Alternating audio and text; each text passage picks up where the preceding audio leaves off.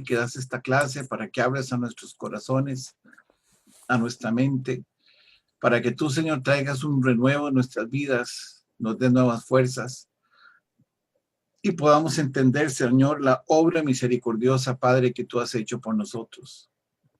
No en vano, Señor, dejaste un libro escrito. No en vano, Señor, diste, Padre Santo, tu único Hijo amado Jesucristo, Señor, a que muriera por nosotros. Te damos a ti la honra y te damos a ti la gloria, Señor. Y te bendecimos, Padre, en el nombre de Cristo Jesús. Amén, Señor. Gracias, Padre, por cada uno de mis hermanos. Pon palabras en mi boca, Señor, que puedan ser fáciles de entender y que a la vez, Señor, construyan un corazón nuevo, Padre Santo, que transforme nuestra mente, nuestros pensamientos y que nuestra conciencia se abra, Padre Santo, para poder hacer la obra que tú tienes encargada para nosotros. Te damos las gracias, Padre, en el nombre de Cristo Jesús. Antes de leerlo, la clase pasada fue una clase muy, muy importante, porque en esa clase estuvimos hablando de que a través de los siglos de la iglesia, el Señor creó un pueblo santo, un pueblo escogido por Él para que fuera redimido. Y estuvimos estudiando algunas palabras importantes y profundizamos en ellas, como los conceptos de iglesia, que la iglesia solamente aparece del capítulo 1 al 3 del libro del Apocalipsis y al final en Apocalipsis 22, del versículo 6 al versículo 18 no aparece más la palabra Apocalipsis. Estuvimos hablando también de la palabra Padre, que... Danubio, perdona un momentito. Sí. Es que no te escucho, no sé si es que tienes el volumen muy bajo.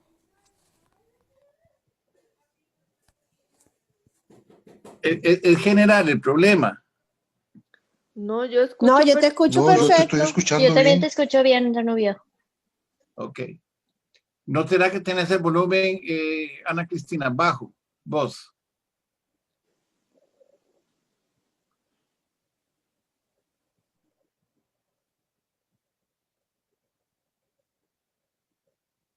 Avísame si me seguís escuchando mal. Porque si todos los demás me están escuchando bien, creo yo que el problema es tuyo, en el iPad tuyo o en la computadora o en el teléfono que estés utilizando. Entonces, así me pasó a mí ayer, yo tampoco me oía, pero lo tenía, no le había subido el volumen. Ok, no, escucho muy bajito, voy a ponerle manos libres a ver si mejora. Ok. Usted continúe, vamos a ver cómo me acomodo. Voy a ir más despacio. Muchas gracias. Ok, buenas gracias. Estuvimos hablando de la palabra iglesia, estuvimos hablando de la palabra tribulación, estuvimos hablando de la palabra Padre, que Padre fue la forma en que Jesucristo nos enseñó en Mateo 6:9 a cómo deberíamos de dirigirnos a nuestro Padre Celestial en Mateo 6:9, cuando Él dice, Padre nuestro que estás en el cielo. Esa es la forma en que Jesucristo nos enseña a orar. Y también quisiera decirles que la oración del Padre Nuestro es una oración para los tiempos finales. Es una oración para los tiempos del fin. Es cuando Él dice, Padre Nuestro que estás en el cielo, santificado sea tu nombre, hágase tu voluntad en el cielo como en la tierra. Ese en el cielo como en la tierra es la voluntad del Padre manifestada a través de los siglos. Hablamos también de la palabra puerta, de la importancia que revestía la palabra puerta.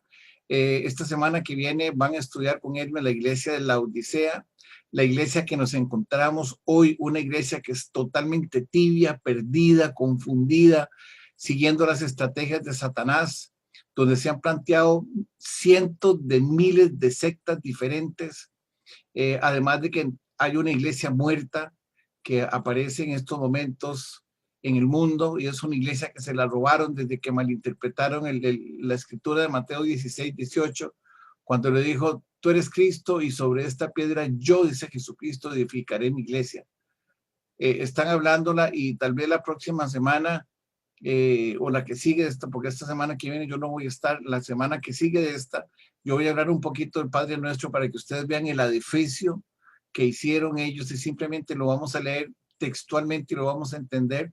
Ustedes se van a dar cuenta cómo nos robaron la iglesia, cómo también se robaron el pueblo de Dios en el Antiguo Testamento, que eso sí lo estudiamos aquí nosotros, cuando mezclaron los pensamientos de los hombres con la Torá. Y cuando Jesucristo les dijo que ellos estaban siendo personas que habían destruido completamente la palabra de Dios, y Él les dijo, no hagan lo que ellos hacen, pero escuchen lo que ellos dicen. Igualmente es en el libro del Apocalipsis. El libro del Apocalipsis tiene muchísimas formas de entenderse y de interpretarse. Por eso es que yo con mucho cuidado diseñé la clase de hoy, porque es la clase que está en el cielo. Yo sé que usted viene a esta clase hoy específicamente para ver qué es lo que significa cada uno de los términos que está aquí, pero yo lo quisiera exhortar para que usted entienda en el Señor de que el cielo es algo más grande y que solamente hay santidad. No hay más que eso, hay solamente santidad. Entonces, vamos a empezar esta clase leyendo otra vez la adoración celestial. Simplemente la voy a leer y probablemente dé algunas pocas palabras para explicar lo que significa, porque lo vamos a explicar a profundidad, lo que es la corte celestial o la adoración celestial. Vamos a leerlo. Este estudio se divide en dos partes. Del capítulo 1 al 7, versículo 4, del 1 al 7, es donde nosotros vamos a estar estudiando la composición de diferentes personajes en la corte celestial. Y el versículo del 8 hasta el final, de lo que se va a tratar es de la adoración en el cielo. Y es donde yo he hecho muchas preguntas. Si usted no ora, ¿qué va a ir a hacer al cielo? Si usted no atiende a la voluntad de Dios, ¿qué va a ir a hacer al cielo? Denme un segundo porque me está pegando un frío. Voy a soplar aquí un abanico.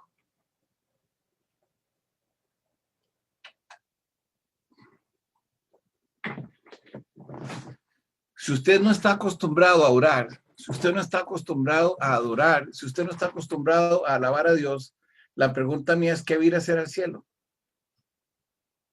Le garantizo que no va a hacer absolutamente nada, porque entonces no sabe de lo que se trata. Tenemos que orar, tenemos que meditar, tenemos que escudriñar la palabra de Dios, porque de eso es que se trata todo esto. Vamos a darle lectura al capítulo 4 del libro de Apocalipsis. 1. Después de esto, miré. Simplemente es una expresión donde acaba de dar por concluida una etapa. Después de esto, o sea, después de las iglesias, dicen, después de las iglesias, sigue la parte celestial y sigue la parte del Apocalipsis. Eso significa, después de esto miré. Y he aquí una puerta abierta en el cielo. Por eso estudiamos la puerta la clase pasada. Y la primera voz que oí, como de trompeta, que es la voz de Cristo, hablando conmigo, me dijo, sube acá y ve donde va a hablar del futuro. Empieza diciendo, después de esto miré. Y ahora le va a decir, te mostraré las cosas que sucederán después de lo que pasó en la iglesia. Las cosas que sucederán después de esta. Este es un capítulo donde la palabra trono aparece 14 veces. La palabra trono aparece 13 veces, y lo que va a demarcar es casualmente lo que es el trono de Dios. Dice, y al instante estaba yo en el espíritu. Ya Juan está haciendo una indicación de que no se va a estar corporalmente hablando, sino que se va a estar en el espíritu, porque el espíritu se fue con la iglesia. ¿A dónde mora el espíritu de Dios? Lo expliqué en la clase pasada en Efesios 1:13, está en su iglesia, está en nosotros, como dice Efesios 3:16 y 17, donde mora el Espíritu de Dios. He aquí uno establecido en el trono y uno sentado en el trono. Vamos a ver hoy quién es ese que está sentado en el trono y qué significa el trono y dónde está el trono. 3. Y el aspecto del que estaba sentado era semejante a piedra de jaspe y de cornalina, y había alrededor del trono un arcoíris semejante en aspecto de esmeralda. Aquí es importante también que lo vamos a aclarar hoy, ¿por qué se están trayendo piedras para explicar la presencia de Dios? Se está hablando de la piedra de jaspe y la piedra de cornalina. ¿Qué significan esas piedras? Dice, y había alrededor del trono un arco iris. ¿Qué significa el arco iris? ¿Cuándo fue que se estableció un pacto con el arco iris y qué significaba ese arco iris? Dice, y era semejante a una esmeralda. Miren que para mí ha sido muy difícil hacer este estudio porque ustedes saben, la mayoría de los que están en este grupo, que yo soy daltónico y que por lo tanto yo no sé de colores ni cómo se mezclan. Entonces he tenido que meterme a estudiar cada uno de ellos para ver las diferentes composiciones y podérselos aclarar a ustedes. Pero aquí están hablando de colores. Acuérdense que muy al principio de los estudios bíblicos, Hermes dio toda una clase de introducción de los colores, de los significados de los animales, etcétera, etcétera, etcétera. Todo eso ya se dio. Y aquí vamos a entrar en detalle a definir lo que significa piedra de jaspe y cornalina, a dónde están esos elementos, y también vamos a ver lo que significa el arco iris y qué significa el color esmeralda. Aquí todo eso lo vamos a ver hoy. Dice, y alrededor del trono había 24 tronos. Vamos a entender qué significa el número 24. El número 24 es un número compuesto, es un número de 12 y de 2. ¿Y qué significa entonces el número 24? Dice, 24 tronos, y vi sentados en los 24 tronos a 24 ancianos vestidos de, y vean aquí donde se empieza a hablar de la iglesia. Es importante entender, dice, 24 ancianos vestidos de ropas blancas. Habían ropas blancas. Esas ropas blancas significan pureza, significan santidad. Significa que las personas que están ahí sentadas son personas que se arrepintieron de sus pecados y, como dice el libro de Nahum, fueron arrojados a lo más profundo de los mares. Entonces tenían ropas blancas, santidad. Y sigue también, dice, y coronas de oro en sus cabezas. Tenían coronas. Hermes dio todo un estudio muy bueno, por cierto, que es de los mejores estudios que yo he escuchado respecto a las coronas, y las tenían en sus cabezas. Eso por sí solo ya denota que estamos en la iglesia. Están hablando de ancianos, están hablando de ropas, están hablando de coronas. Acuérdese que los ancianos están definidos como personas muy importantes en el libro de Tito, por si usted quiere después profundizar un poquito más con respecto a ese tema. Sigamos bajando. Hermes, por favor. Versículo 5 dice, y del trono salían relámpagos y truenos de la presencia de Dios, que en ese momento ya está en el cielo. Dios va a hacer justicia en la tierra. Él va a hacer justicia. Y entonces dice que de su trono salen relámpagos y truenos y voces, dice, y del trono ardían 7 lámparas de fuego, los cuales son los 7 espíritus de Dios. Pregunta, ¿a dónde están? El espíritu de Dios está en el cielo, ya no está en la tierra. Nada más leyéndolo ya vamos a entender de lo que se trata este capítulo. Dice, y delante del trono había un mar de vidrio semejante al cristal. Dice, y junto al trono y alrededor del trono, dice, habían 4 seres vivientes llenos de ojos. ¿Quiénes son estos 4 seres vivientes llenos de ojos? Vamos a ver quiénes son esos 4 seres vivientes, porque esos seres vivientes tienen una representación que aparece en el versículo 7. Esos 4 seres vivientes, uno tiene cara de león. Yo les he hablado a ustedes muchísimas veces de que el evangelio de Mateo, ellos representan a los 4 evangelios, pero también representan la creación. ¿Ok? Dice, uno tenía cara de león. El evangelio de San Marcos, el evangelio de San Mateo, habla del león de la tribu de Judá. Quiere decir que ese león está representando al evangelio de Mateo y está dirigido a los judíos. Eso ahorita lo vamos a ver en un cuadro que yo monté. Está dirigido a los judíos. Segundo, el segundo era semejante a un becerro. Jesucristo nació en Jerusalén, en un pueblo judío que estaba siendo dominado por los romanos, y Jesucristo vino a derrotar todos los imperios de la tierra. Él no se iba a enfrentar a los romanos con violencia, él se iba a enfrentar a los romanos con la palabra. Entonces él vino a enfrentarse a un imperio que ya no solamente era el imperio romano, que era el cuarto, porque acuérdense que hemos tenido 4 imperios. Estaba el imperio babilónico, el imperio medo-persa, el imperio griego y el imperio romano. Ya estaban todos los 4 imperios que estaban establecidos en la tierra, y él venía a destruir a esos 4 imperios. ¿Cómo los iba a destruir? Él los iba a destruir con la paz. Él dijo, mi paz os dejo, mi paz os doy, no como el mundo la da, sino como yo la doy. Él vino a destruir a los romanos por medio de la paz, no haciendo guerra. Los romanos se caracterizaron porque hicieron guerra contra el pueblo de Dios. Y no solamente hicieron guerra contra el pueblo de Dios, sino que el pueblo romano asumió, y ya lo vimos en las iglesias, asumieron a los falsos judíos, asumieron a los nicolaitas, asumieron a todas las falsas doctrinas que habían para constituir una sola doctrina que aparece establecida en la iglesia de Tiatira, que se llama la Santa Iglesia Católica, Apostólica y Romana. Ya eso lo estudiamos nosotros con bastante profundidad. En el capítulo 5, en la iglesia de Sardis aparece Martín Lutero. Martín Lutero desenmascara toda la obra que Satanás había hecho y establece las 5 solas, y en la iglesia de Filadelfia es la iglesia a la que Dios le abre una puerta para que salga a predicar. Pero entonces Satanás en ese momento empieza a generar las falsas doctrinas en el Nuevo Testamento. Las demás estaban en el Antiguo Testamento. Las nuevas ahora son en el Nuevo y en el Antiguo Testamento, y empieza a crear doctrinas que son totalmente falsas, totalmente heréticas, donde el propósito principal de esas doctrinas es destruir la imagen del Padre, del Hijo y del Espíritu Santo. Entonces, por eso este estudio está apegado 100% a la palabra de Dios. El tercer elemento que aparece es el elemento de un hombre. Acuérdense que el imperio griego y los griegos se caracterizaron porque eran filósofos. De ahí aparece algunas reflexiones, y voy a traer una de René Descartes, que no era un griego, pero que lo encierra todo, que decía: yo pienso, luego existo.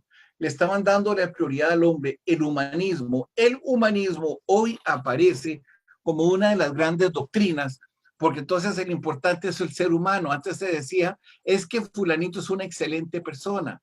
Ahora se dice, es que fulanito es un gran ser humano. Un ser humano es una creación de Dios. Y los seres humanos que nosotros conocemos no se adoran.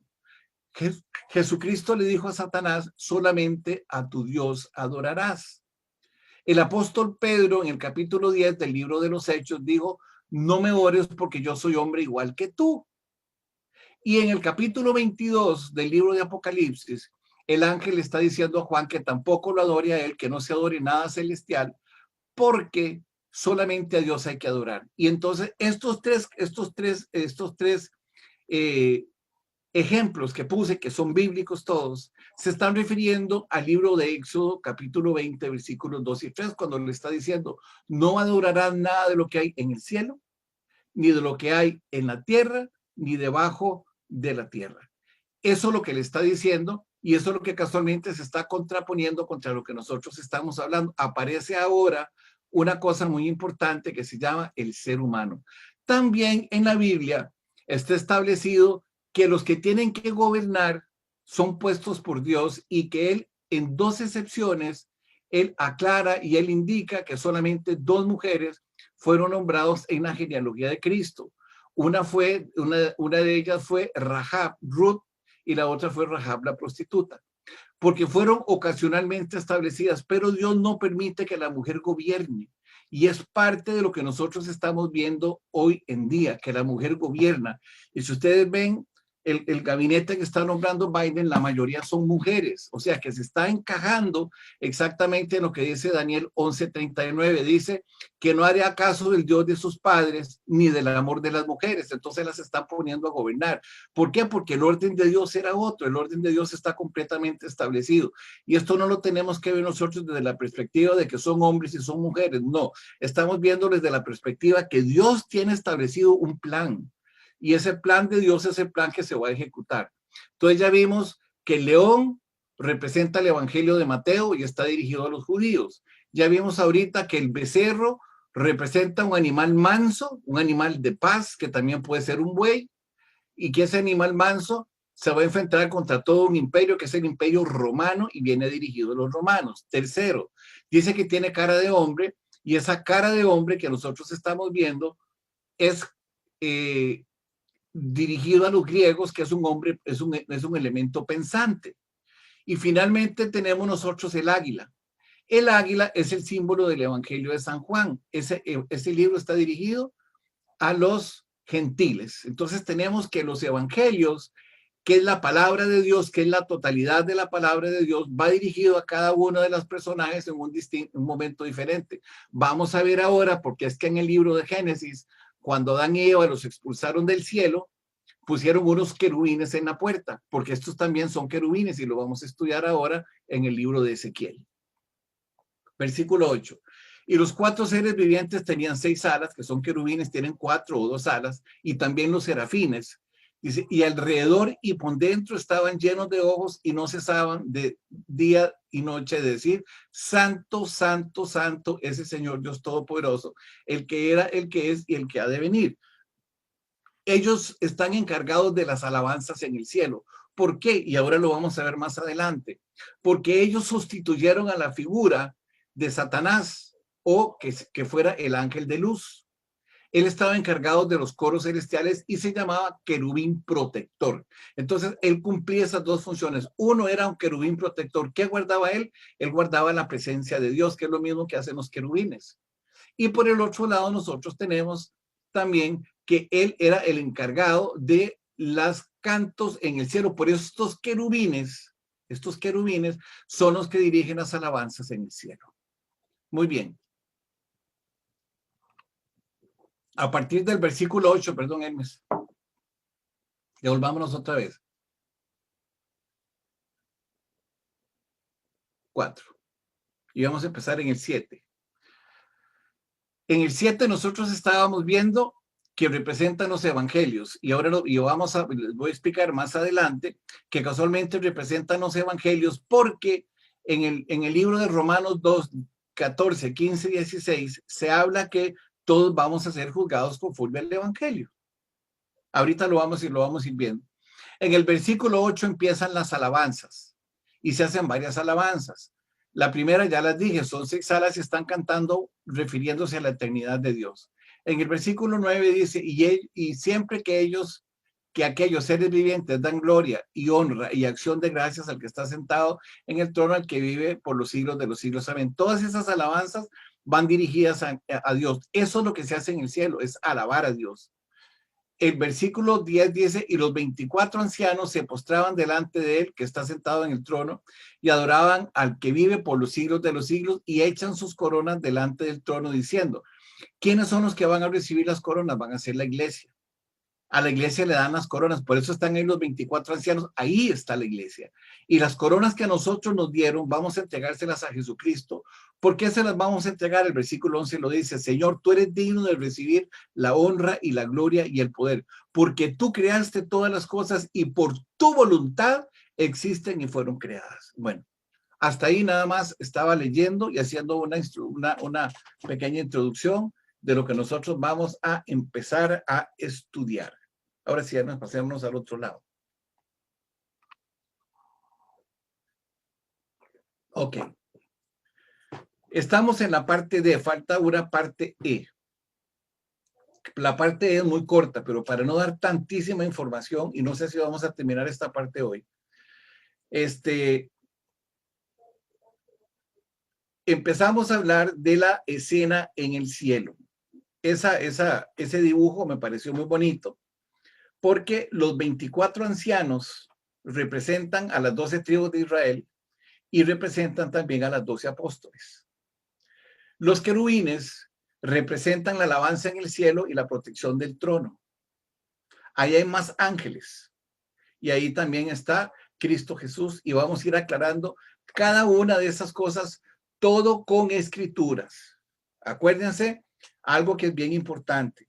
Cuando usted lea la palabra, usted tiene que pedirle al Señor y al Espíritu Santo que le revele, porque estas mismas escrituras que nosotros tenemos aquí están para 7.500 millones de habitantes y a cada uno esa escritura le va a hablar de manera diferente, de acuerdo a su condición, de acuerdo a su nivel, de acuerdo a su estatura en Cristo Jesús. Por eso es importante que ustedes entiendan que estamos hablando de una interpretación y para que usted pueda interpretar correctamente la palabra de Dios, la responsabilidad de Hermes como la mía y las personas que han participado como Sarina o como el hermano Jaime es apegarse directamente a lo que dice la palabra. Como Milton dice mucho que nosotros tenemos que leer la palabra al derecho y al revés, y efectivamente así es. Si usted quiere entender la palabra de Dios empieza con un embudo, empieza dándole mucha información sobre una escritura y al final termina en algo muy pequeño, que por ejemplo cuando estamos hablando del pecado, al final termina en el pecado, pero empieza a hablarle cómo es que se construye el pecado. Y ahí es donde usted tiene que tener mucha habilidad y orar mucho delante de Dios para que Él le aclare a usted de qué se trata cada una de las cosas. Yo por eso voy a desglosarlo lo más que pueda, para que ustedes entiendan de una manera meridiana de qué se trata y usted pueda sacar sus propias conclusiones. Yo doy muchas conclusiones en este estudio del Apocalipsis, pero a mí no me hagan caso. Ustedes tienen que sacar sus propias conclusiones. Yo no quiero que después me digan, es que Danubio me dijo, no, usted tiene la escritura aquí enfrente suyo para que usted la estudie, la analice y pueda después dar su veredicto. Vamos a empezar otra vez hablando de cada uno de los conceptos. Vamos aquí a empezar en la página 1, versículo número 1. Dice, después de esto, ya expliqué esa parte, si es bien, es fácil entenderla, porque ya hablamos de las iglesias. Dice, después de las iglesias sigue el rapto, de lo que está hablando aquí. Dice, vamos a estudiar primero, sigue esto, que es el rapto. Miré, he aquí una puerta abierta en el cielo. Y la primera voz que oí como de trompeta, ya ustedes saben de qué estamos hablando, la puerta abierta en el cielo empezó con Jesucristo, yo soy la puerta. Estamos en la puerta abierta, dice, la primera voz que oí fue la voz de Jesucristo. Cuando Jesucristo dice, yo toco la puerta y llamo, el que quiera venir y estar conmigo, yo entraré y estaré con él. Esa es la puerta, es la voz de Jesucristo que le está diciendo, dice, y la primera voz que oí como de trompeta hablando conmigo dijo, sube. ¿A dónde va a subir? Al cielo. Es una puerta abierta en el cielo, dice. Y yo te mostraré las cosas que sucederán después de esta. El capítulo 4 está hablando de la iglesia en el cielo, en el rapto, en el arrebatamiento. Y el capítulo 5 está hablando de la obra de Jesucristo para que la iglesia que está en el cielo haya estado ahí. Ahorita estamos hablando de la iglesia en el cielo. Y le dice dos cosas. Uno, ya las iglesias pasaron, significa después de esto. Y después dice, yo te voy a mostrar las cosas que sucederán después de estas. Las cosas que sucederán después de estas es cuando ya los sellos se abran y empiece a darse todo lo que significa el apocalipsis de los judíos y de los incrédulos. Porque el apocalipsis de la iglesia se concluye en el rapto y en el entendimiento de que Jesucristo es el que hace la obra. Es el león de la tribu de Judá. Ese es Jesucristo. Muy bien, vamos al versículo 2. Dice, y al instante estaba yo en el espíritu. Al cielo no se puede entrar carnalmente. Dice, y he aquí un trono, dice, establecido en el cielo, y en el trono uno sentado. Voy a desglosar este versículo para que ustedes vean lo que significa cada uno de ellos. La palabra trono significa autoridad, omnipotencia y el gobierno de Dios. Eso es lo que significa trono. Significa autoridad, omnipotencia y el gobierno de Dios. ¿Saben qué significa omnipotencia? Omnipotencia es que todo lo puede hacer. Omnisciente es que todo lo sabe. Omnipresente es que está en toda parte. Y omnipotente es que todo lo hace. Significa entonces que todo lo que está aconteciendo aquí, cuando Él está en el trono, significa que esa es la voluntad de Él. Por eso es que el trono es entonces un símbolo de autoridad, omnipotencia y gobierno de Dios. Saqué dos versículos para que ustedes entiendan. Isaías 66:1 dice, Jehová dijo así, el cielo es mi trono. Al cielo no puede llegar nadie si no es por su voluntad. El cielo es mi trono y la tierra donde Él se para es el estrado de mis pies. ¿Dónde está la casa que me habréis de edificar? ¿Y dónde el lugar de mi reposo? Si yo les preguntaría a ustedes aquí, ¿dónde está la casa que habré de edificar y cuál es el lugar de mi reposo? Tendríamos que irnos nosotros al libro de Lucas. el libro de San Juan, cuando Lucas dijo, yo me iré y prepararé moradas para ustedes. Él está preparando una morada para que nosotros lleguemos, pero en 1 Corintios 3, 16 y 17, él está diciendo que nosotros somos el templo del Espíritu de Dios. Entonces, él habita ¿a dónde? ¿A dónde es el cielo de Dios? Está en nosotros. ¿De acuerdo? Aquí en la tierra está en nosotros. ¿De acuerdo? Y nosotros vamos a llegar al cielo porque Él mora en nosotros. ¿Y cuál es el reposo? El reposo de nosotros es el Espíritu Santo. Jesucristo dijo, venid a mí todos los que están cansados y trabajados porque yo los voy a hacer descansar. Ese es el reposo. El reposo también significa el día sábado. Pero el día sábado no como una cuestión idolátrica, que yo la guardo porque tengo que guardarla. No, yo guardo el día sábado porque es un día de santidad como guardo todos los días. En el libro Mateo 12:8, Jesucristo dijo, yo soy el Señor del descanso. Eso es reposo. Entonces estamos hablando aquí que cuando están hablando que el trono de Dios está en el cielo y Él vino a morar en mí, mi morada está en Él y mi descanso está en Cristo Jesús. Entonces, nosotros vamos a llegar al cielo cuando nosotros partamos a su presencia, y algo muy importante, no porque yo lo diga, no es porque yo lo diga, es porque Él ya lo determinó que así es, y es a cabalidad. Él dijo, el que guarda mi palabra, y acuérdense ustedes que la palabra de Dios iba a ser importantísima de aquí en adelante ese concepto, porque solamente después de que la iglesia se vaya, solamente van a ser redimidos del Señor aquellos que guardaron su palabra, y nosotros tenemos que guardarla igual. Vamos a ver la ejecución de esa palabra refiriéndome al que está en el trono. Dice Salmo 9, 5, 8, dice, reprendiste a las naciones, destruiste al malo, borraste el nombre de ellos eternamente y para siempre. Él juzgará al mundo con justicia y a los pueblos con rectitud. ¿Qué es el cielo entonces? El cielo es justicia y rectitud.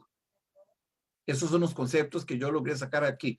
Y no saqué muchos, saqué los que yo consideré que eran más esencial, tenían mayor esencia para que ustedes los pudieran ver. ¿Queda claro hasta aquí? Perfecto, Danubio. Bueno. Claro. Muy clarito. Bueno. Se va entendiendo perfecto. Bueno, muy bien. Ok, vamos más despacito. Uno sentado. Ese uno sentado, en los evangelios se define quién es el que está sentado. Uno sentado, dice, y al instante estaba en el espíritu, dice, y he aquí un trono establecido en el cielo y uno sentado. Ese uno sentado, vamos a ver quién es. Dice Marcos 16, 19, dice, y el Señor, después que les habló, fue recibido arriba en el cielo y se sentó a la diestra del Padre. ¿Quién es? Es Cristo. Y en el trono uno sentado. Jesucristo fue el que murió y Él vino a juzgar al pueblo. Ahora lo vamos a ver más adelante. Entonces, Marcos me aclara a mí quién es ese, dice. Y el Señor después les habló, fue recibido, perdón, y el Señor después que les habló, fue recibido en el cielo y se sentó a la diestra de Dios. ¿Quién está sentado a la diestra del Padre? Jesucristo. ¿Ok?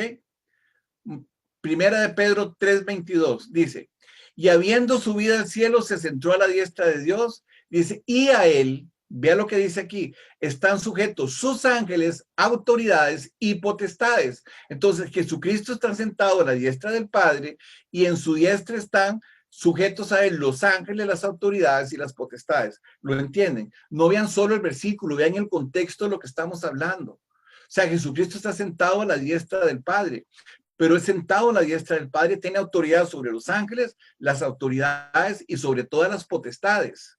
¿De acuerdo? ¿Estamos? ¿Sí o no? ¿Sí o sí? Seguimos. Correcto, Vamos, correcto. Sí. Ok, sigamos. Esto es bien importante. Vamos a hablar, voy a aclarar varias cosas importantes para que ustedes vean. Al final vamos a aterrizar y yo les voy a decir de una vez cómo se trata el asunto. Al final ustedes se van a dar cuenta que los 24 ancianos representan a las 12 tribus de Israel y representan a los 12 apóstoles, pero no es porque yo lo diga, es porque la Biblia lo dice. ¿De acuerdo? Y así vamos a ir desglosando las dos partes.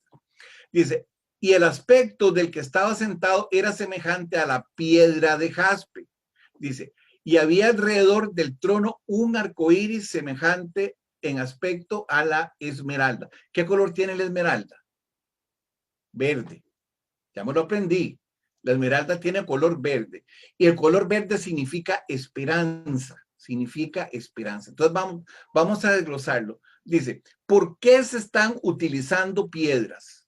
¿Por qué se utilizan piedras? Dice, Juan usa las piedras de colores para describir la apariencia de Dios en el trono. Acuérdense que hay cosas que no se pueden definir. Si yo les dijera a ustedes que me digan cómo es que se visten los marcianos, no saben, porque nadie ha visto un marciano. ¿De acuerdo? Nadie lo ha visto.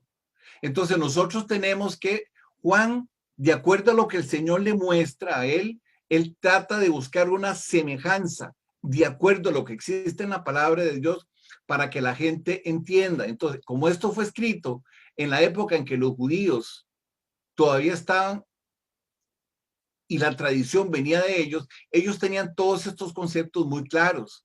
Entonces, como esos conceptos ya no están claros, entonces yo me vine aquí y los leí y me fui a donde están estos conceptos para que ustedes los vean y vamos a entender.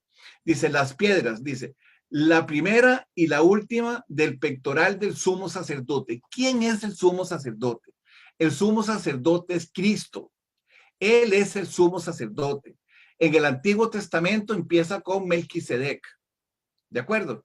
Pasa a la tribu de Leví. Y de la tribu de Leví a Jesucristo, y Jesucristo es el sumo sacerdote para siempre. Entonces le está mostrando a los lectores del libro del Apocalipsis que hay un sumo sacerdote y que ese sumo sacerdote tiene un pectoral, pero lo van a definir a través de las piedras. Vamos a ver qué significan cada una de esas piedras. En el libro de Éxodo 28, del 17 al 20, aparece lo siguiente. Lo que está entre paréntesis yo lo puse para aclararlo. Dice, y lo llenarás de, están hablando del pectoral. El pectoral era el efod que usaban los sumos sacerdotes. Dice, y lo llenarás de pedrería, dice, en 4 hileras de piedra. Cada hilera tenía 3 piedras, porque eran 12 tribus de Israel. Dice, una hilera de piedra sárdica. Sárdica es la misma que cornalina, es la misma, es de color rojo, ¿verdad? Es importante que lo entiendan. Si usted enciende el fuego, ¿qué colores ven el fuego? Yo lo leí, no me van a decir que no, porque yo no lo veo. Son rojo y naranja, son los colores que más se ven cuando se enciende un fuego. Entonces yo por eso me puse a investigarlo para darles a ustedes una mejor explicación. Dice, una hilera dice color sárdica, color rojo. Esa es la primera piedra, es de color rojo. Dice, un topacio y un carbunclo. Esos son los primeros 3 colores. Cada color tiene un significado. 18, dice, la segunda hilera era color esmeralda, era verde. Dice, una esmeralda, un zafiro y un diamante. Dice, la tercera hilera, un jacinto, una ágata y una amatista. Y la cuarta hilera, que es la última, dice un berilo, un ónice y un jaspe, que es de color naranja. Quiere decir que el primer color que se ve es un color rojo. Y el último color que se ve es un color naranja. Ahí están representadas todas las tribus de Israel. ¿En qué estaba montada? Dice, todas estarán montadas en un engaste de oro. ¿Qué significa el oro? El oro significa la pureza. Todas las tribus de Israel tienen que estar montadas sobre la pureza. Eso es lo que quiere decir aquí. ¿Ok?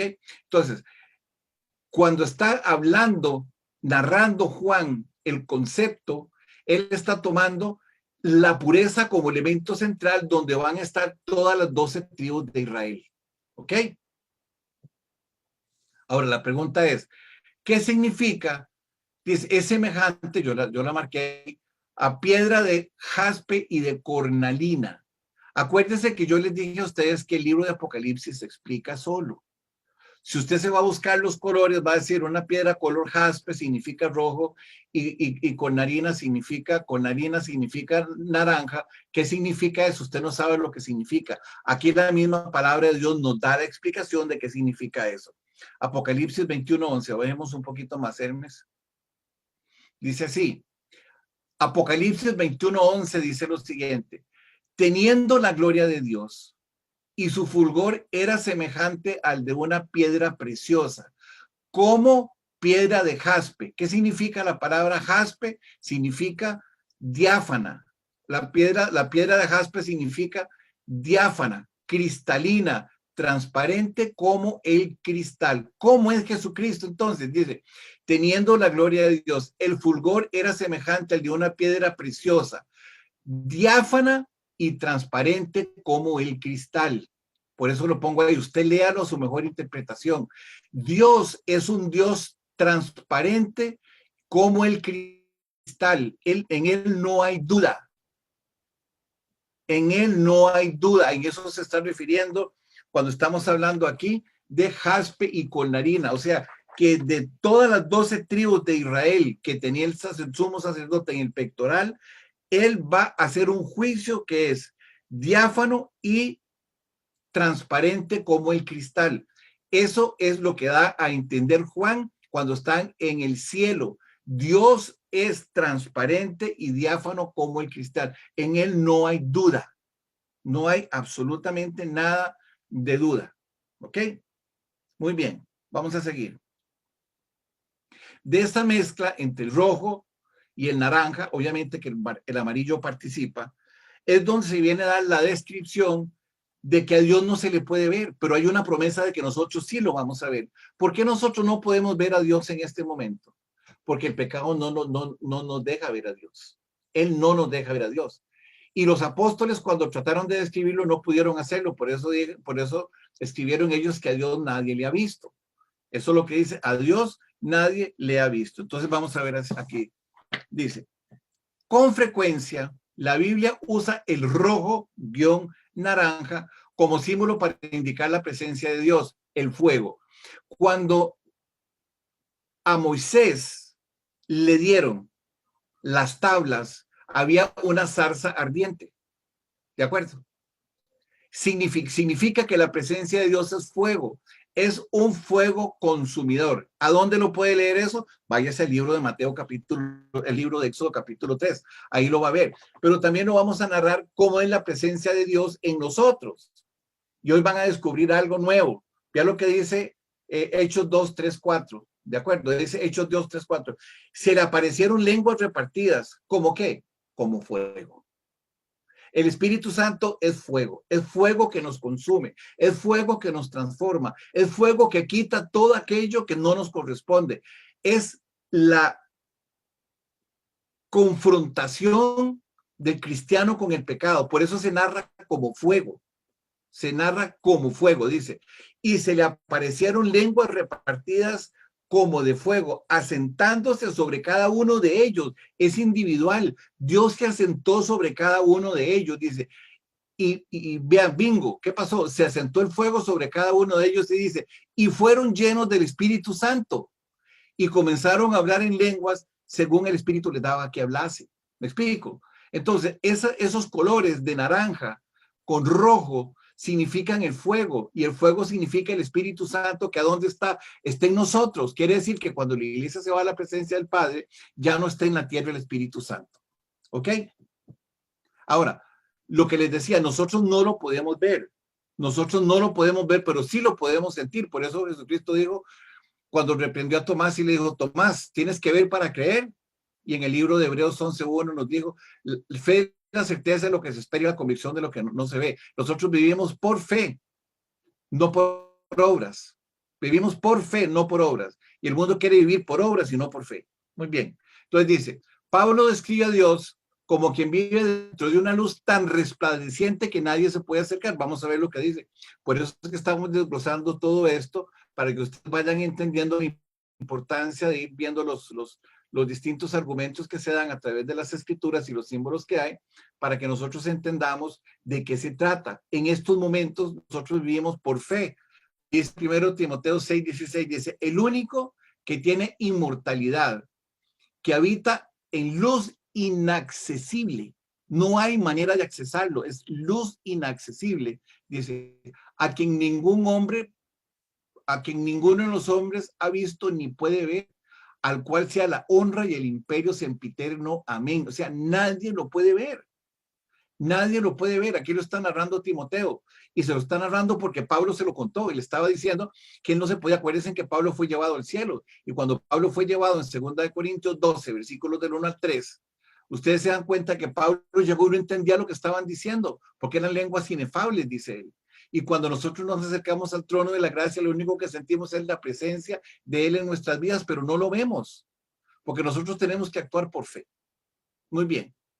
Entonces dice, sin embargo, dice, aunque su presencia es atemorizante, dice, Jesús promete que veremos su rostro.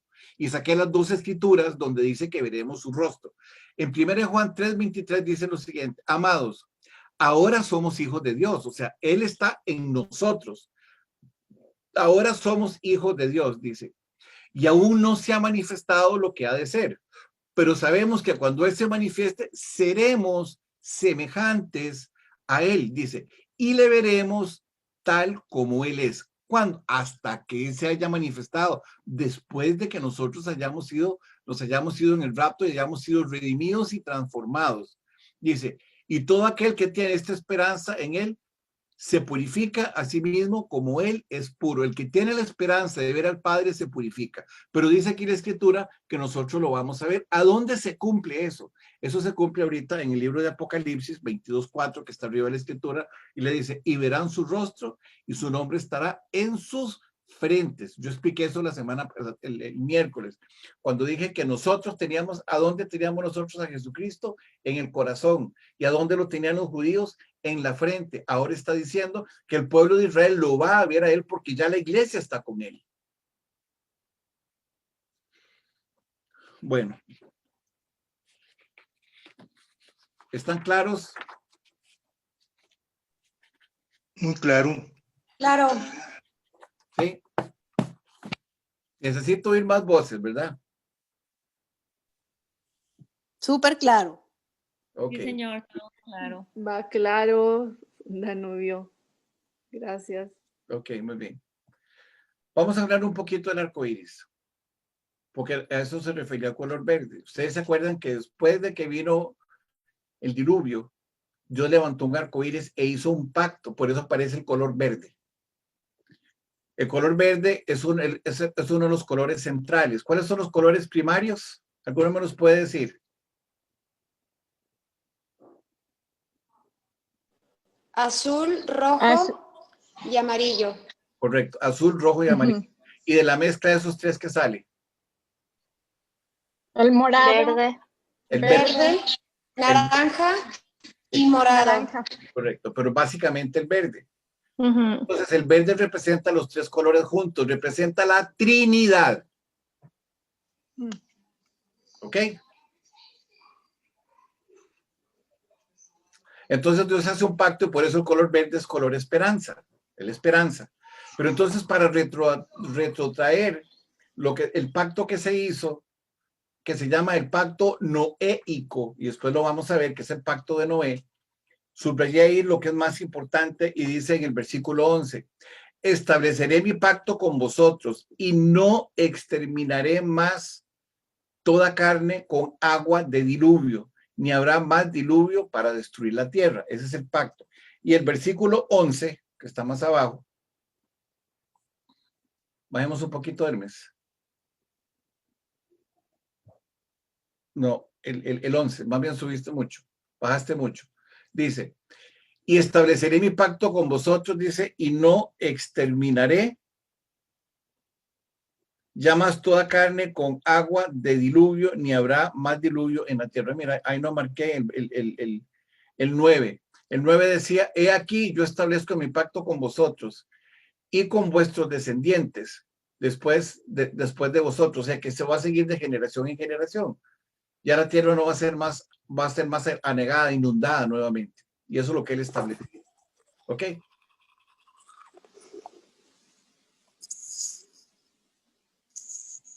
Bien, bingo, ya lo tenemos. Ok. Ahora sí, vamos a ir desglosando.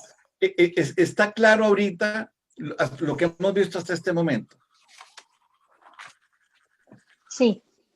Ya hablamos Claro. del sol.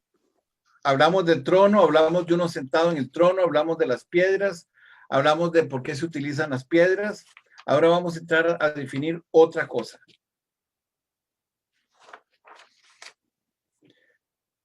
Dice, y alrededor del trono había 24 tronos, y vi sentados en los tronos a 24 ancianos vestidos de ropas blancas con coronas de oro en sus cabezas. No, ya ustedes saben que las coronas son solamente dadas a la iglesia y que también las ropas blancas son señal de pureza. Pero ahora vamos a ver, aquí lo que vamos a seguir demostrando es quiénes son los que van a estar ahí sentados.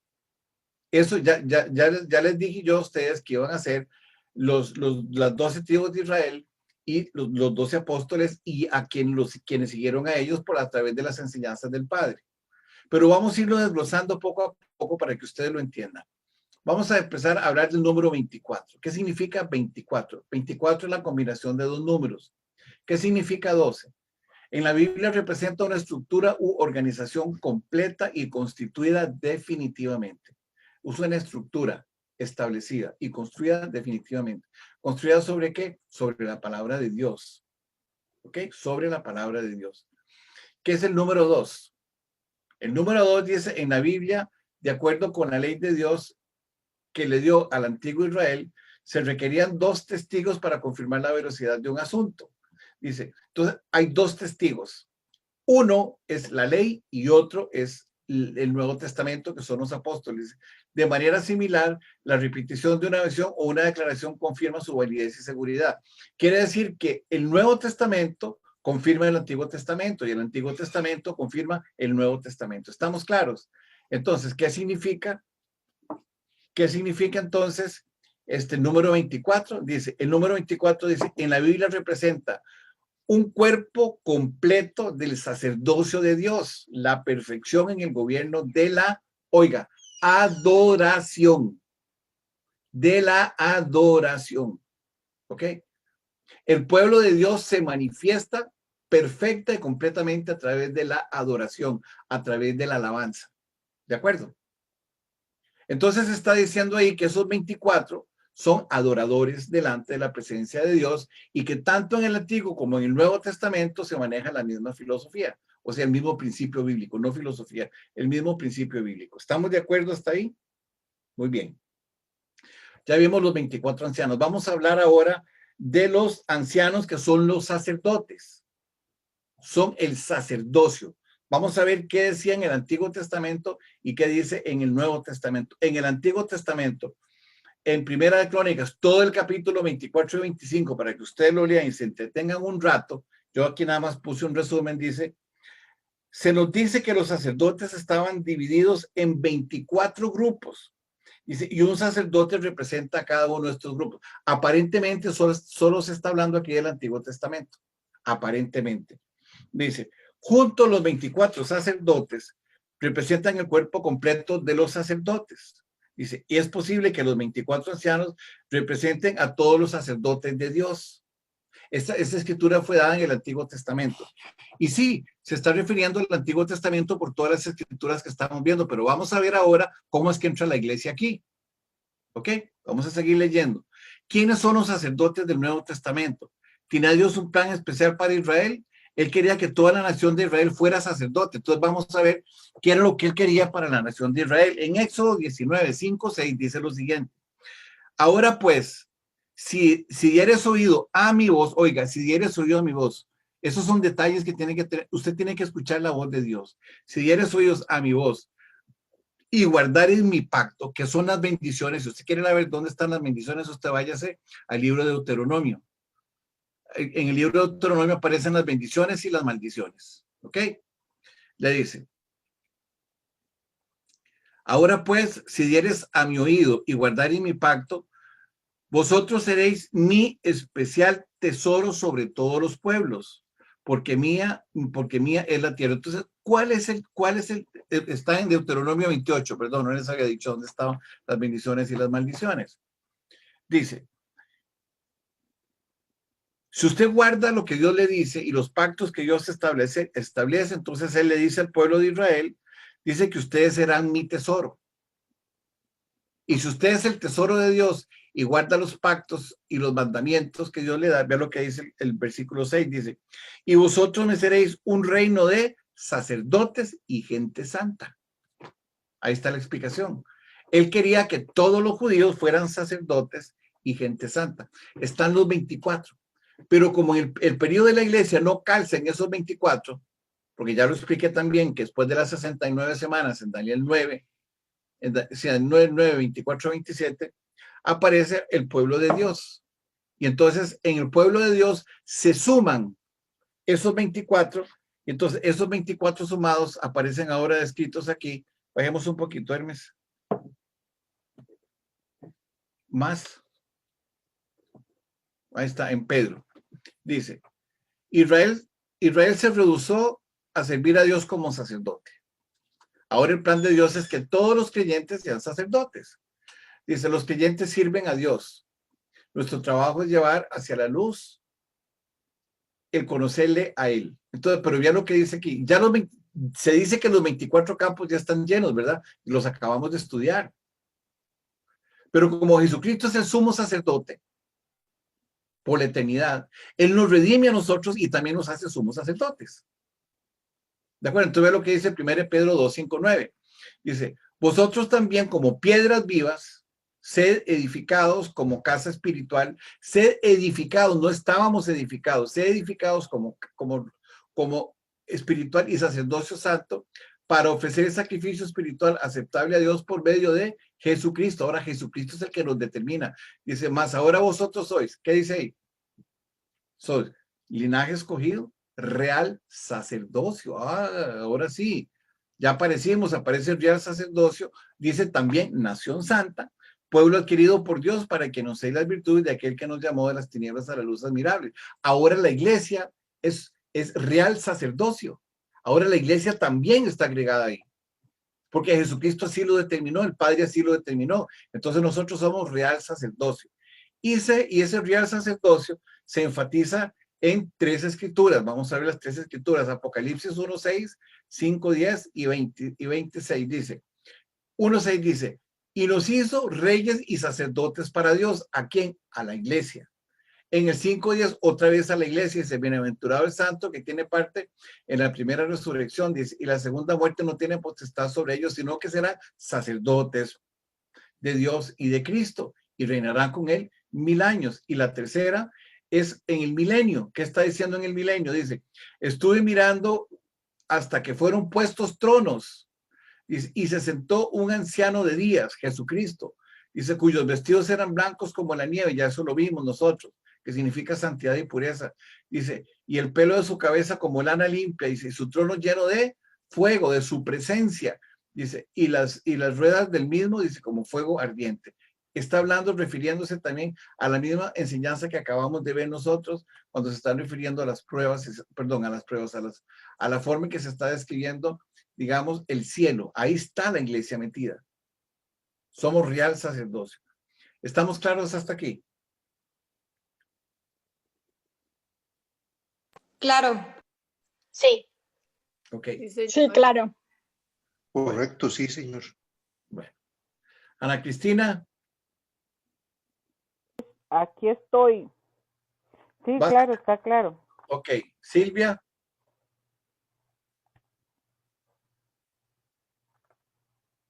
Sí, señor. Ok. Aquí. Luz, a vos. Sí, sí, claro. Ok, seguimos. Entonces vamos a ver ahora. Vamos a ver qué promesa le dan a la iglesia. Referido a los 24 ancianos y a los tronos. Dice, los 24 ancianos estaban sentados en tronos. Acuérdese que Jesús prometió que los que vencieran se sentarían junto a él en su trono, como él se sienta en el trono de su Padre. Vea lo que dice Apocalipsis 3:21. Dice, al que venciere, está hablándole a la iglesia de la Odisea. Dice, le daré que se siente conmigo en mi trono. Le está hablando a la iglesia. Le está diciendo que la iglesia se va a sentar con él en el trono. Dice, así como yo he vencido y me he sentado con mi Padre en su trono. Se le está diciendo a la iglesia que hay un campo para la iglesia dentro de esos 24 que están ahí metidos. ¿De acuerdo? Ahora vamos a hacer la conclusión. ¿Quiénes son los que ocupan los 24 tronos? Y está aquí en Apocalipsis 12, no le puse el número, del 12 al 14. Lo vamos a leer del 12 al 14 para que ustedes sepan de hoy, por siempre y por los siglos de los siglos, amén, quiénes son los 24 que ocupan esos lugares. Y dice, empezando a leer en el 12, dice, tenía un muro grande y alto con 12 puertas. Dice, y en las puertas, por eso hablé de las puertas bastante, y en las puertas 12 ángeles, dice, con nombres inscritos, dice, que son las 12 tribus de los hijos de Israel. Ahí están las tribus de Israel, las 12, en una de las puertas están las 12 tribus de Israel. Y viene ahora al que sigue en el 13, dice, y al oriente 3 puertas, y al norte 3 puertas, y al sur 3 puertas, y al occidente 3 puertas, dice.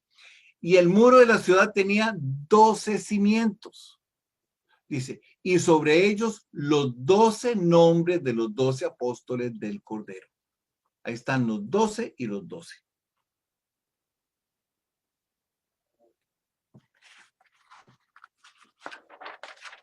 Muy claro, qué clarito está ahora.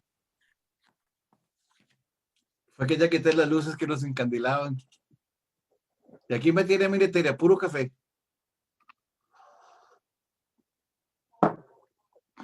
Bueno, preguntas hasta aquí.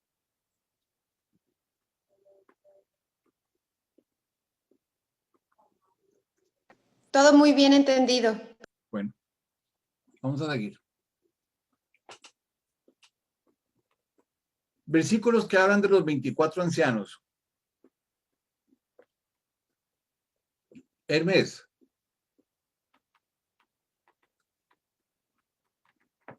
Sí, hermano. Sacaste el estudio que no era. Este no era. No era el otro, porque es exactamente lo mismo, pero es que este no está subrayado. Ve a ver si lo... Ok, no importa. Déjame ver, ok. Está bueno. Ok, vamos a seguir. Dice, versículos en Apocalipsis que se refieren a los 24 ancianos. Yo voy a hacer un extracto de cada uno de los versículos que están ahí, lo que más me interesa para que ustedes lo comprendan. Ustedes van a recibir ese estudio. ¿Ok? El versículo 4:4, todos son de Apocalipsis. Dice, vestidos de blanco con coronas de oro en las cabezas. La iglesia. Todos estos son símbolos de los 24 ancianos. En el versículo 10 dice, y lo adoran y vive por los siglos de los siglos. O sea, la iglesia tiene que adorarlos. Ese es parte del propósito. Tiene que adorarlos. Por eso los saqué para que nosotros los veamos. En el versículo 5, ¿qué dijo él? La iglesia reconoce que Jesucristo es digno de abrir el libro y desatar los 7 sellos. Eso dice en el versículo 5. En el versículo 6 están todos en torno al trono de Dios. Quiere decir que la vida del cristiano depende de Dios. ¿Ok? Versículos del 8 al 10 en un resumen. Dice, el Cordero, se postran delante de Dios con cantos de alabanza mientras Él toma el libro. O sea, ¿qué hace la iglesia? La iglesia está clamando por justicia. La justicia de Dios, no la justicia del hombre. Nosotros no estamos en estos momentos orando para que sean destruidos un determinado país en el mundo. No, estamos orando para que haya una conversión de la gente y de los gobernantes que están en ese mundo. ¿Ok?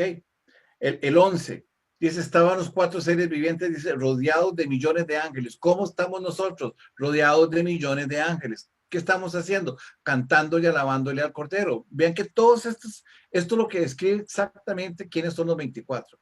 El versículo 13 le dice, ¿y quiénes son estos? Están preguntando la iglesia, pero como ya saben, los 24 ancianos responden y dice, ¿quiénes son y de dónde han venido? Dice, los que están con ropa blanca. Entonces le dicen en el versículo 7:14, porque lo sabe, le dice, estos son los que han salido de la gran tribulación.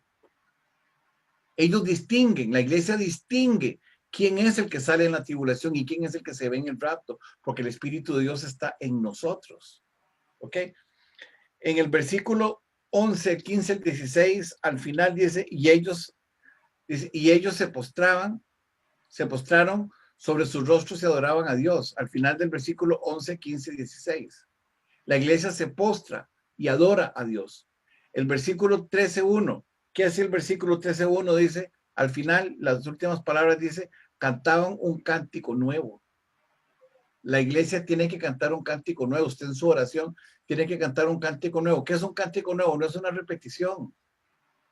Es un cántico nuevo, es lo que salga de su corazón. ¿Ok? Y en el 19:4 vuelve otra vez a decir, adoran a Dios al que está sentado en el trono. Entonces la iglesia tiene la función, los 24 ancianos tienen la función de ¿qué? De tener vestiduras blancas, de tener coronas, de adorar al Padre, de reconocer que Jesucristo es el único que puede dar la salvación, de postrarse y estar delante de Él. Los ángeles están con nosotros. Me explico, todo esto, cuando usted lo analiza, se sienta, lo medita, lo ve, usted va armándose de una riqueza espiritual tan grande y tan profunda que usted no va a tener ningún temor de lo que se trata. ¿Estamos hasta aquí?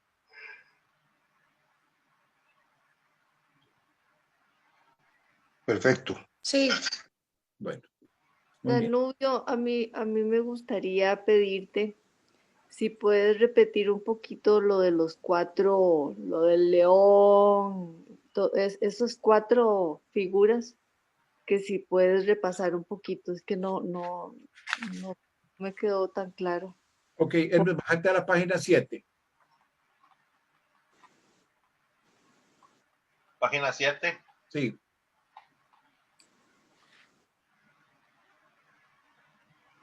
Más. Ahí está. Ahí.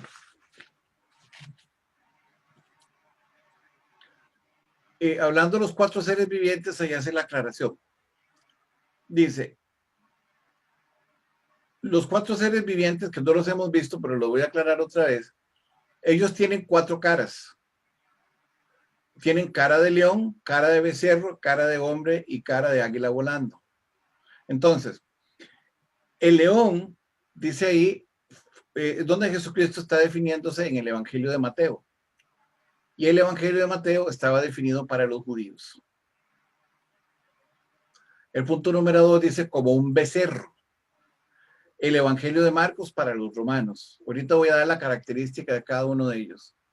Dice, como rostro de hombre, el Evangelio de Lucas dirigido a los griegos. Y como un águila volando, el Evangelio de Juan para los gentiles. Entonces, los judíos sabían que Jesucristo el Mesías había venido de la tribu de Judá y que el pueblo de Israel era el pueblo que iba a estar encargado originalmente de llevar la palabra de Dios y que ellos iban a predicar al verdadero Jesucristo. Por eso Jesucristo aparece tan duro y sacando la verdad de los fariseos, los saduceos, los celotes, los herodianos, de decirles que ellos habían mentido con respecto a la palabra de Dios. Entonces estaba dirigido al pueblo de Israel. El becerro es un animal manso, porque Jesucristo debería enfrentarse al imperio romano.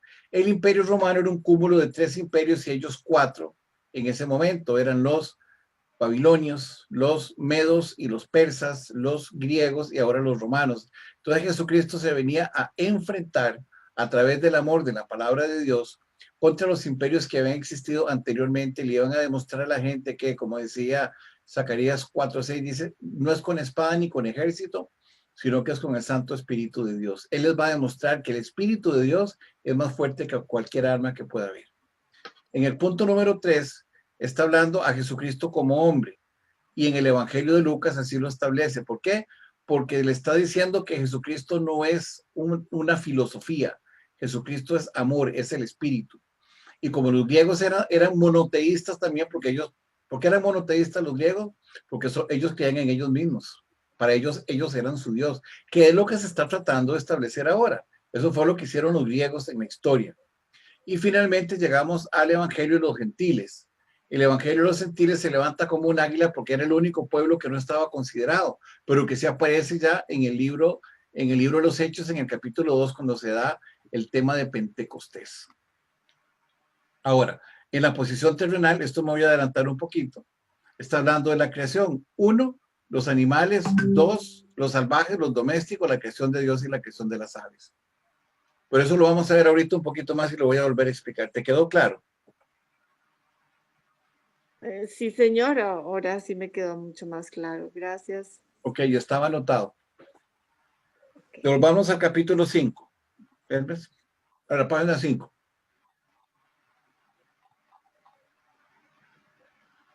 Ahí. Dice la escritura. Dice, del trono salían relámpagos y truenos y voces. Y delante del trono ardían 7 lámparas de fuego, las cuales son los 7 espíritus de Dios. ¿Qué significa eso? Que ya el Espíritu Santo no está en la tierra, se fue con la iglesia para el cielo. ¿De acuerdo? Acuérdense que el Espíritu Santo mora en nosotros, mora en nosotros. Y si el Espíritu Santo no se va, la iglesia no se va, porque nosotros somos la iglesia. Entonces dice la escritura que lo define bien, dice, el Espíritu Santo estaba en medio de la iglesia, pero parte para el cielo con su iglesia, con la iglesia. Dice 2 Tesalonicenses 2, 6 al 8. Dice, y ahora vosotros sabéis qué lo detiene. Habíamos hablado el otro día que en Génesis 1:2 aparece cuando todo estaba en tinieblas, oscuro y enredado. Dice, y el Espíritu de Dios se movía sobre las aguas y debajo de las aguas estaba el abismo. Entonces está Dios sobre todo, está Satanás y está el abismo. Entonces lo que está hablando ahí es que hay una división en ese sentido y que el Espíritu Santo es el que guarda, es el que permite que Satanás no nos toque a nosotros. Yo de este tema ya habíamos hablado. Hay 3 iras. Está la ira de Dios, la ira del hombre y la ira de Satanás. Contra el hombre están la ira del hombre y contra los hijos de Dios están la ira del hombre y la ira de Satanás.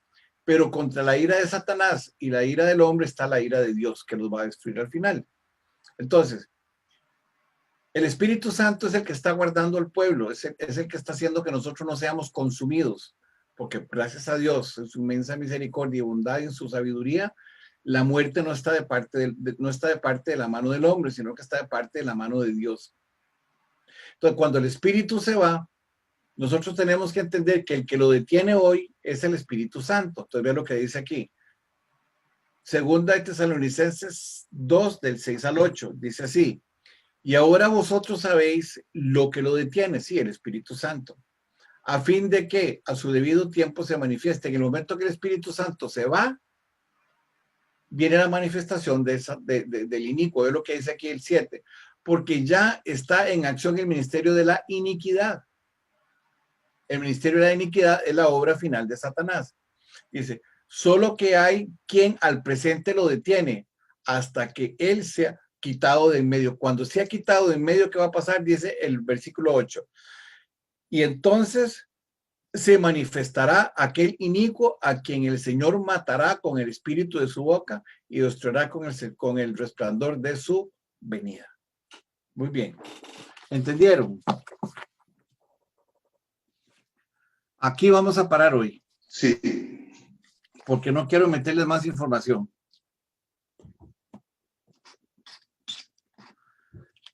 ¿Preguntas sobre esto? Excelente, Danu.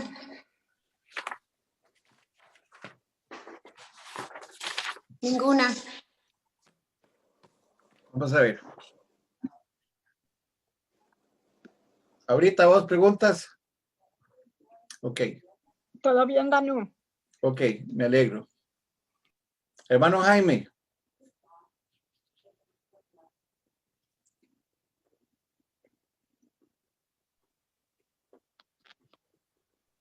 Silvia.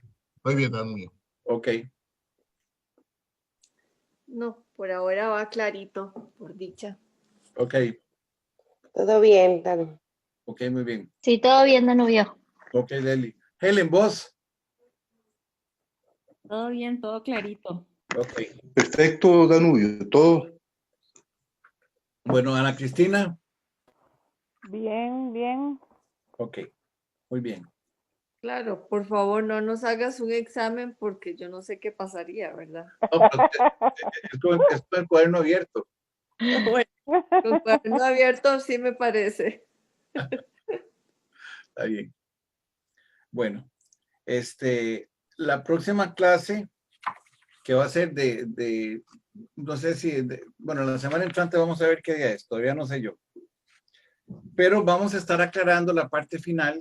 Llegamos a la página 5, estos serán 8 páginas y lo que se llama la adoración en el cielo. Esos dos los voy a dar juntos. Pero repasen bastante estos términos, pero más que saber ustedes de qué se trata cada uno de los símbolos, Lo que más me interesa es que ustedes entiendan por qué está cada uno de esos ahí.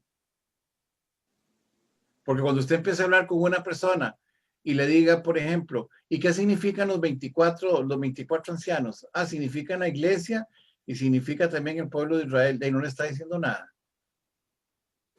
Lo que le está diciendo es que tanto la ley como la gracia, por la ley y por la gracia serán juzgados.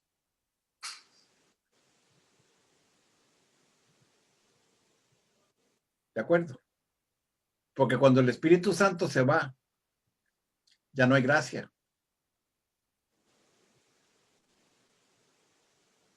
¿Ok? Hermana Beatriz, Sí, hermano. ¿está claro? Sí, hermano. Cada día más claro, pero me encantaría seguir escuchando y escuchando y escuchando para que se me grabe. Pero bendito Dios, muy claro, hermano. Bendito Dios, porque Dios le da gracia a usted. No, a ustedes. Gracia sobre gracia. Amén. Bueno. Carlos Julio Gordillo, Sí, señor. ¿sí está entendiendo? Sí, señor. Sí, gracias a Dios, sí, señor. Bueno, muy bien, me alegro mucho. ¿Cómo está Bogotá?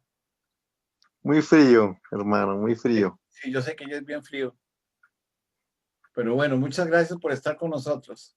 No, señor. A su merced, Dios los bendiga. Amén, igualmente. ¿Quién quiere orar? Hermana Hilda, ¿cómo le está yendo, hermana Hilda?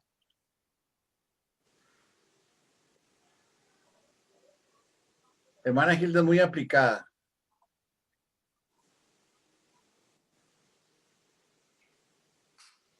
Bueno, yo ni le pregunto, pues yo sé que es aplicada.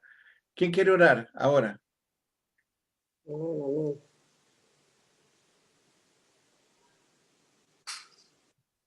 Silvia se anima. Yo no sé por qué sentía que era para mí eso. Bueno, vamos a orar. Señor Padre Santo, Dios bendito, gracias Señor por tanta bondad. Gracias Señor por permitirnos estar acá reunidos, Señor, y recibir de tu palabra. Señor, que nos tocan nuestros corazones por medio de Hermes y de Danubio y del grupo de personas que sacan tiempo, Señor, dedicación, amor para transmitir todos estos conocimientos, Señor. Gracias por los medios tecnológicos, Señor, que con tanta distancia de por medio podemos estar juntos, Señor, en estos tiempos.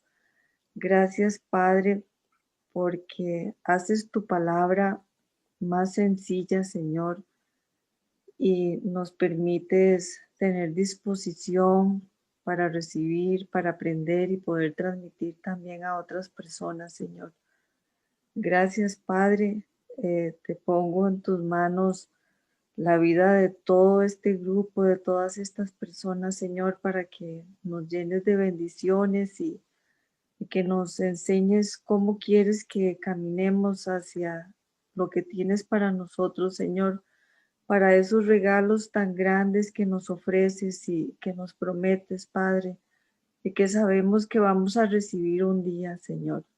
Que permítenos que sigamos disfrutando de todo este aprendizaje, Señor, que lo hagamos de una forma agradable, que lo sintamos, que tu Espíritu Santo esté en nosotros, Señor, dándonos entendimiento y sabiduría, Señor, para poder transmitirlo también. Gracias, Padre, por esta noche. Y bendice a Danubio y a Hermes, Señor, con salud. Protégelos, Padre Santo, y a todos los demás también. Te ponemos todo en tus manos, Señor, en nombre de tu Hijo Jesús. Amén. Amén, amén. Amén.